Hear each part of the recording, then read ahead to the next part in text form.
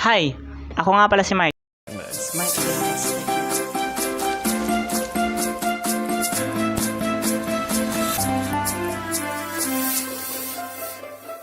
At welcome to Mark Production PH. So for today's episode, for today's video, ay mag-assemble tayo ng 6 DOF na robotic arm. So last time, we assemble this 4 DOF na robotic arm na acrylic. So since 6 DOF to, so mas matibay to compare dito, mas robust yung material niya since acrylic to, prone siya to cracking or anything else. But this robotic arm is aluminum. As you can see, aluminum siya. Matibay yung kanyang metal. So sa 6 DOF na arm, meron tayong this plate para sa base ng ating robotic arm, and then tatlong shafting connector or C-type for shafting and extender or connector. And then we have this 4 servo holder, and then also boom arm extension, and then another shafting ulit para sa ating arm sa pinakaunahan niya. And itong mga plate na to para sa lalagyan for servo or servo connector. Then meron tayong iba't ibang screw. We have M3, yung pinakamalit na screw. May kasama siyang nuts, screw and nuts. Then another M3 screw only, and then M5 screw and nuts. And then we have also pre na cable tie para ma-organize yung ating mga wire. And then bukod sa cable tie, meron tayong cable wrap for organizing ulit ng ating mga wire. And then a servo motor extension cable. And we have also, makalimutan natin yung ating gripper sa unahan, yung pinaka-clamp niya. So most important things na gagawin natin bago tayo mag-assemble, we need a screwdriver na standard na malit lang, sakto para dito sa mga screw. And then we have also, okay, kahit plies, but in my case, I use my 16-in-1 multifunctional tool. So yan, para mahigpitan ng maayos yung ating mga screw and nuts para hindi siya magtanggal from operation. So let's go!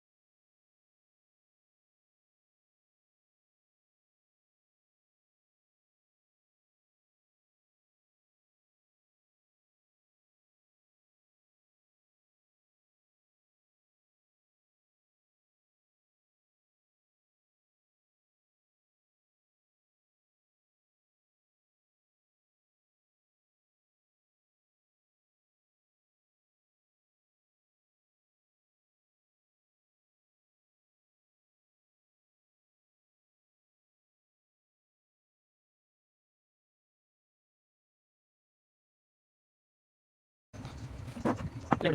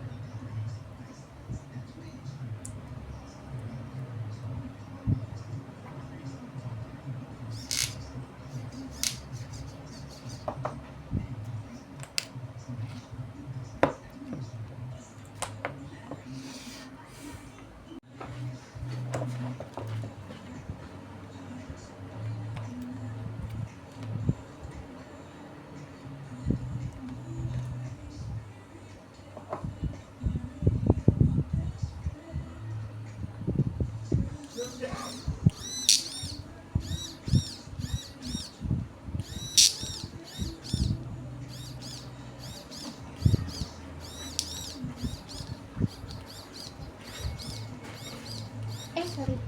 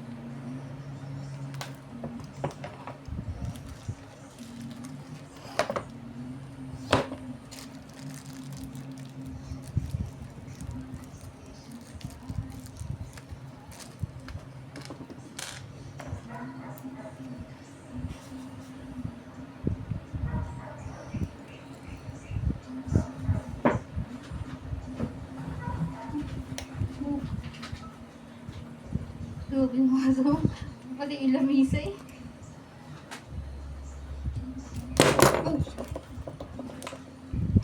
Kailangan mo to daw? Hindi, okay. Basta siya. Mga tornilyo yan. Sana yan? Kalma, kalma.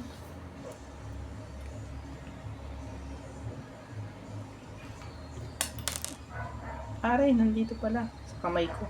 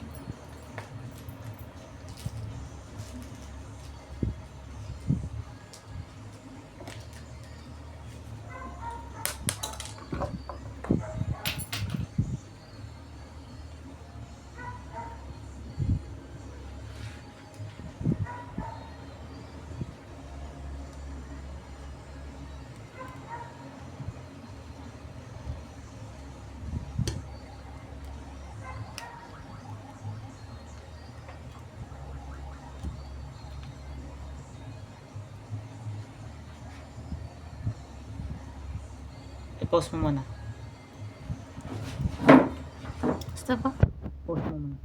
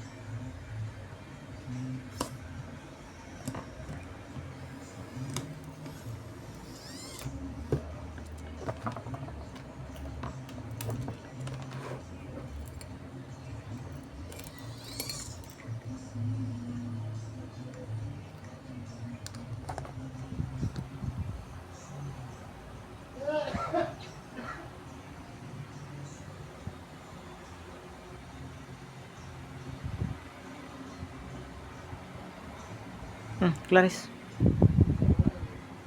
Okay na? Ito mo.